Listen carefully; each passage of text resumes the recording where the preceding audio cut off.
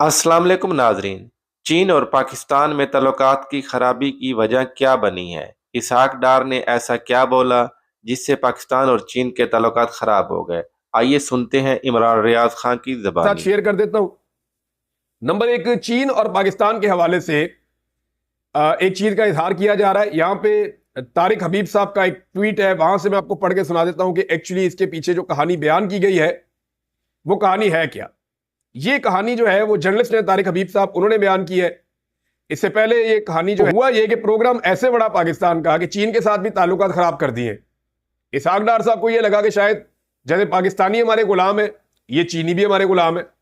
अब हुआ यह कि एक थिंक टैंक ने चीन से ताल्लुकात के हवाले से एक प्रोग्राम मुनक्कद किया था और इसमें चीन के सफीर को भी बुलाया गया था। इस प्रोग्राम में मेहमानों के ख्यालात के इजहार के बाद आखिर में जनाब सबसे इसहाक डार साहब की तकरीर रखी गई थी और डार साहब समझे कि चीनी भी हमारे गुलाम है। डार साहब ने अपनी तकरीर में कहा कि पाकिस्तान और चीन की दोस्ती इतनी मजबूत है कि चीनी सदर ने हाल ही में शहबाज शरीफ से मुलाकात की है और एक बात कही, पाकिस्तान के अलावा दुनिया में किसी भी मुल्क में अगर चीनी बाशिंदों को नुकसान पहुंचेगा तो चीन इस मुल्क में सरमायाकारी नहीं करेगा और ना ही इस मुल्क के साथ ताल्लुकात को फरोग देगा। सिर्फ पाकिस्तान को चीन की इस पॉलिसी से इस्तिस्ना है, यानी पाकिस्तान में चीनी मरते मर जाए तो यहां पे चीन की पॉलिसी नहीं बदलेगी। यहां पे चीन जो है वो पाकिस्तान के साथ ताल्लुकात भी रखेगा और सरमायाकारी भी करेगा। बेशक चाइनीज मरते मरते रहे, लेकिन बाकी दुनिया में अगर चाइनीज के साथ कुछ होगा तो चीन की पॉलिसी है कि ना सरमायाकारी करेगा और ना ताल्लुकात रखेगा। ये इतना बड़ा दावा कर दिया इसहाक डार साहब ने बगैर पूछे। डार साहब की तकरीर के बाद जो है प्रोग्राम खत्म होना था, मगर चीनी सफीर ने इजाजत लेकर दोबारा स्टेज पर आए और वाज़ेह अल्फाज में कहा कि चीनी सदर ने अपने मुल्क के बाशिंदों के तहफ़्फ़ुज़ के लिए किसी इकदाम से गुरेज नहीं करेंगे और इस हवाले से जो पॉलिसी होगी इससे किसी भी मुल्क को इस्तिस्ना हासिल नहीं है। यानी इसहाक डार साहब का दावा उनके प्रोग्राम समेत वार दिया चीन के सफीर ने। एक तरफ सफीर है, एक तरफ डिप्टी वजीर आजम है, तो ये आपकी औकात। चीनी सदर के लिए सबसे पहले चीनी बाशिंदों की जान है, उसके बाद कुछ और है। ठीक है, उनका उसूली मौक़िफ़ है, ठीक बात की है।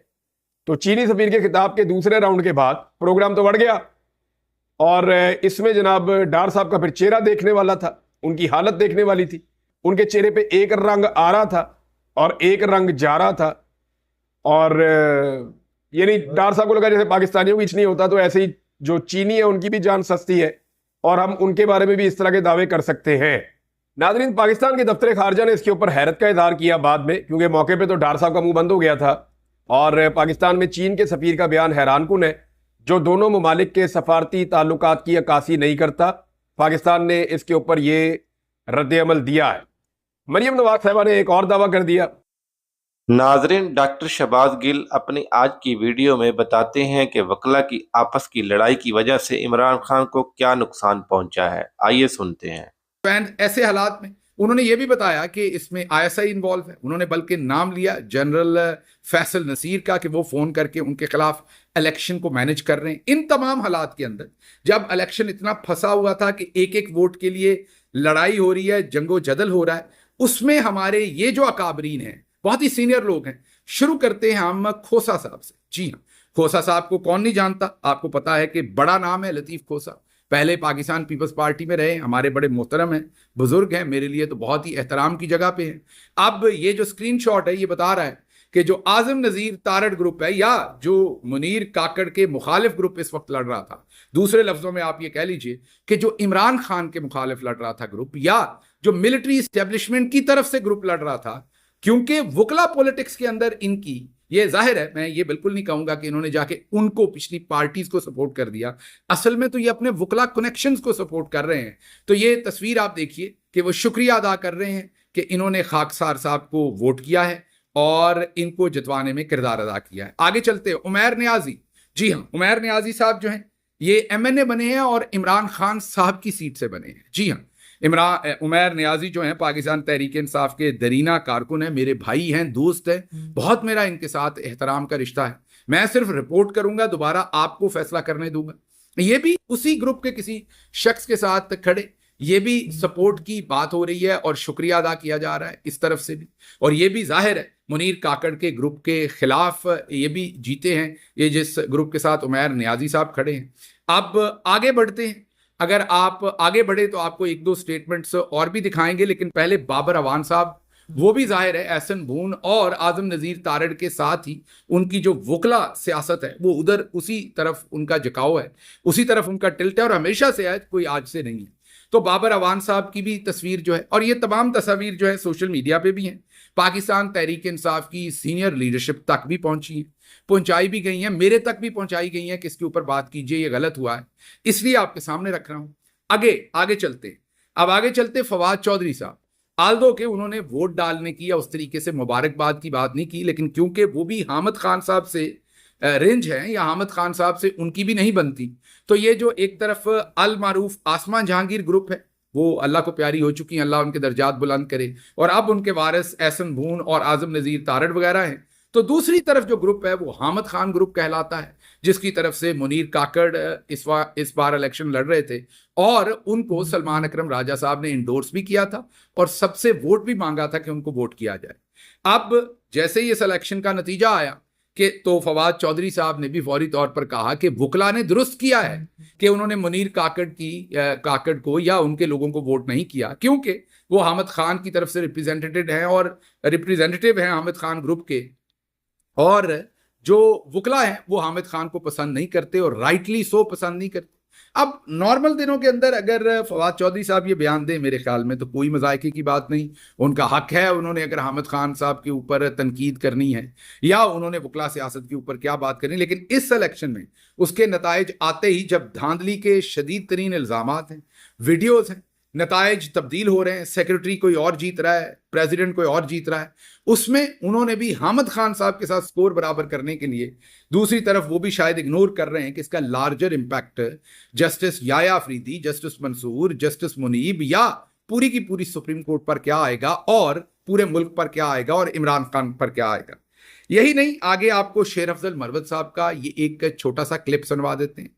उनको भी मतीउल्लाह जान ने जब इंटरव्यू किया तो उन्होंने कहा कि मेरे से ना तो वोट मांगा और मेरे खिलाफ बातें भी करते हैं हामिद खान साहब, तो क्योंकि वो मेरे खिलाफ बातें करते हैं और मेरे से वोट नहीं मांगा, तो मैं कोई इतना नजरियाती तो हूं नहीं कि मैं जाकर वोट दूं। मेरे पास 30-40 वोट थे जो मैं पढ़वा सकता था, मैंने नहीं पढ़वाए, और मैं आराम से घर बैठा मैंने किसी को वोट ही नहीं डलवाया। मतीउल्लाह जान साहब ने आगे से कहा कि इस तरह से तो आपने अपनी पार्टी के, अपने लीडर के दुश्मनों को जता दिया, उसमें किरदार अदा किया, तो आपके ख्याल में यह मुनासिब है? उसके जवाब में उन्होंने ये कहा कि देखें, मेरे से तो वोट नहीं मांगा गया, दिखाएं कहां मेरे से आकर वोट मांगा गया है, और अगर वोट मांगा जाता तो फिर मैं जाता। मैं इतना बड़ा कोई नजरिए का शदाई तो नहीं हूं कि जाकर मैं वोट खुद ही डाल दूं, मेरे से ना भी मांगा जाए। तो ये जो है उनका बयान है, ये जरा सुन लीजिए उन्होंने क्या कहा, फिर आगे चलते। खान साहब की वजह से मेरा जी नहीं करता था कि मैं उनके उम्मीदवार को वोट दूं, और मैं कोई किसी किस्म का तबसरा नहीं करूंगा, ज्यादा फैक्ट्स आपके सामने रखने थे। और मेरे ये कुछ दोस्त जाहिर है मेरे से रंज भी होंगे, मैं पेश की माजरत ख्वाह हूँ, क्योंकि मेरी पार्टी से भी हैं, कुछ से दोस्ती भी है। मेरा मकसद हरगिज़ आपकी दिल आज़ारी करना नहीं है, या आप पे तनकीद करना नहीं है, या आपको बिलिटल करना नहीं है, या आपको इमरान खान के मुखालिफ किसी भी सूरत खुदा न खास्ता, या आपको नज़रिए पर कंप्रोमाइज साबित करना नहीं है।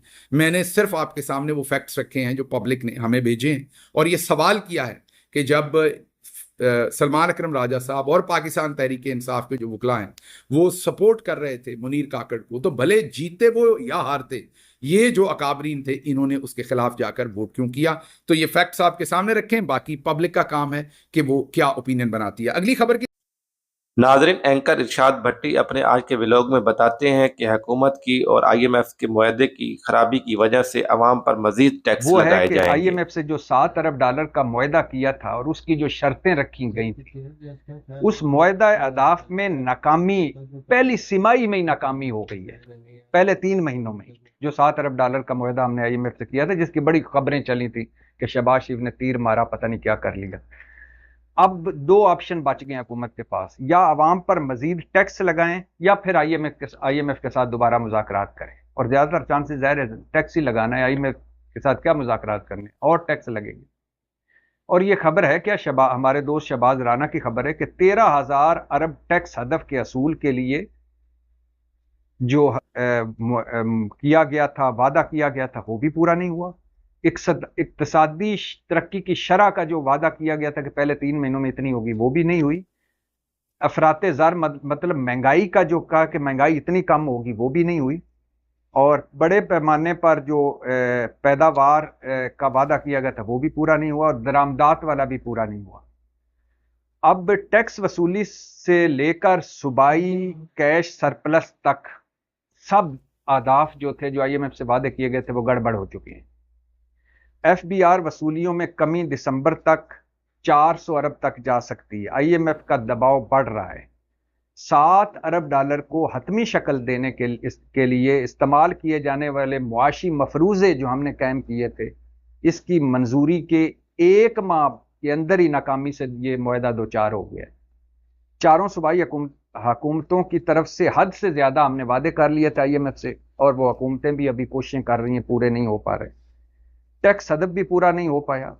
सूबाई कैश सरप्लस अपने रहने का हदफ भी पूरा नहीं हो पाया। आईएमएफ और खुशी की खबर सुने, स्टॉक एक्सचेंज मार्केट तो डाउन गई गुजर। आईएमएफ दबाव डाल रहा है कि रुपए की कीमत में मजीद कमी करें, और ये कमी पहले ही 16% हम कर चुके हैं, अब मजीद कमी करनी पड़ेगी, रुपया मजीद जलील होगा। जाहिर है आईएमएफ के बगैर हमारा चारा ही कोई नहीं।